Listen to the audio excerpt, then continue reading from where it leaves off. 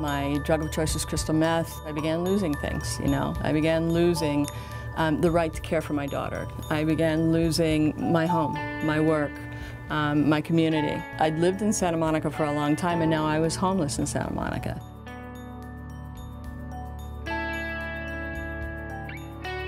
When I look at how hard I tried to have a child and bring this beautiful daughter into the world, and how great a mother I was and how engaged I was, and then I got active in my addiction, I became this other person who absolutely neglected, you know, my daughter, and she's the light of my day.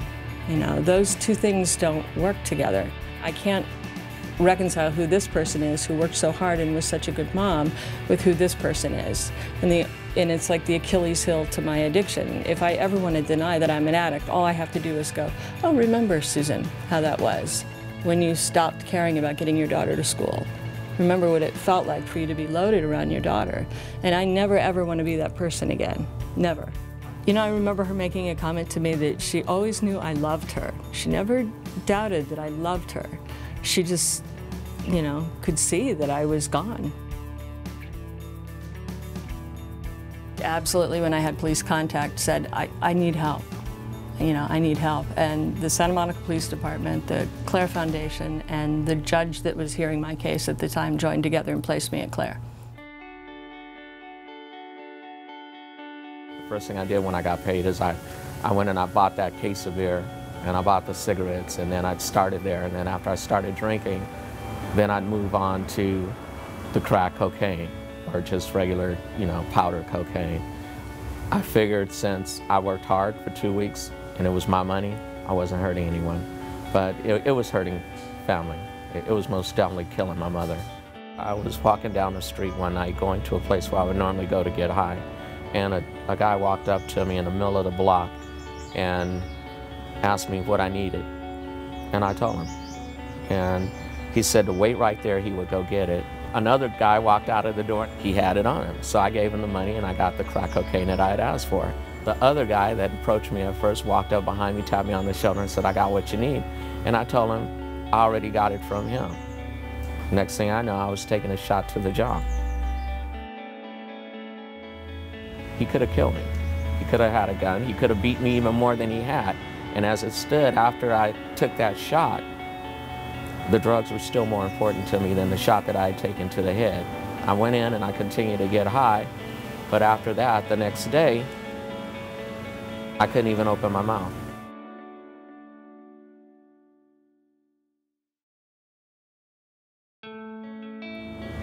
I married at 19. I had my first child at 20. We were very, very happy. We bought our first home. We had a very good life, very good life.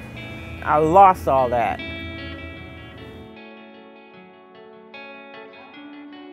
My husband started using. He started using, and I couldn't take it. And then he started cheating, and that's when I left him. I was kind of blindsided. I didn't know where I was going. I didn't know what I was going to do. It was a life of total darkness. Drug dealers would use me to sell their drugs, and then I would get free drugs, okay, because I had spent all my money. The judge offered me 17 years, and I asked for a program, and they gave me the program instead of 17 years, and he told me that if I ever get in trouble again, I had 17 years sitting up on the shelf. So my only option was to get clean and stay clean.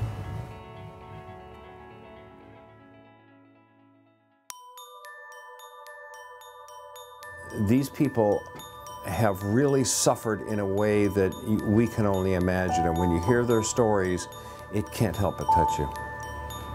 They don't come to us with families. A lot of families have changed their telephone numbers, have got restraining orders, and most people leave here with some kind of redemption, some kind of reunification with their family, and a sense that they're whole again.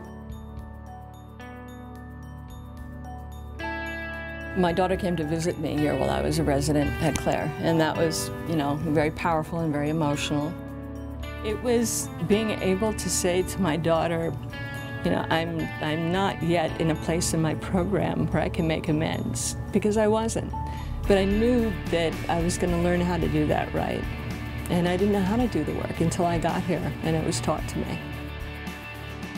And I'm happy to say that I've done a lot of work there, and that my daughter and I have an absolutely fantastic relationship, and we're very close. And she's a healthy and happy and thriving, soon-to-be 25-year-old now.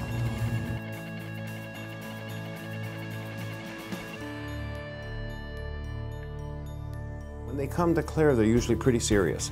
They're usually really mean, I'm sick and tired of the way it's been going, and I'd really like an opportunity to change my life. And I can't do it just by going to meetings. I can't do it just by saying no. I need some help. I need a place to live. I need a little support. I need a hand up. And I need somebody to put their arm around my shoulder and tell me I'll be okay. And CLARE does that.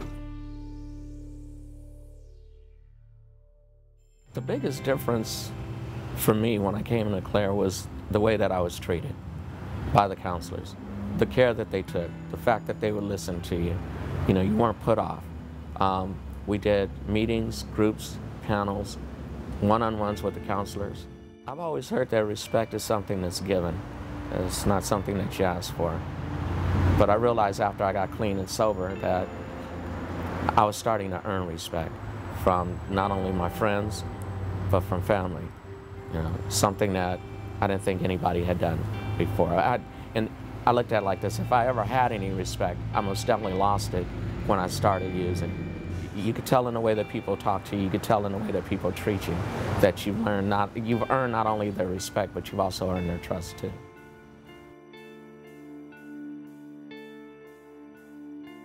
I gave my family some time to get used to me being sober. They found me after 3 years, and they showed up at my door unannounced or anything. And when I opened up the door, all 5 of them were standing there. And I had to make an amends to them that day. I didn't know that someone could have confidence in me again, because I'd done so much wrong. I've never given CLARE a dime, and they gave me all this that I have today.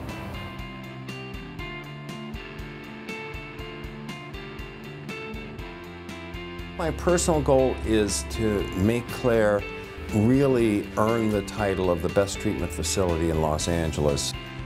Make sure that our facilities and our staff live up to the hopes and aspirations of our clients, and that we can be there for them when they need us the most.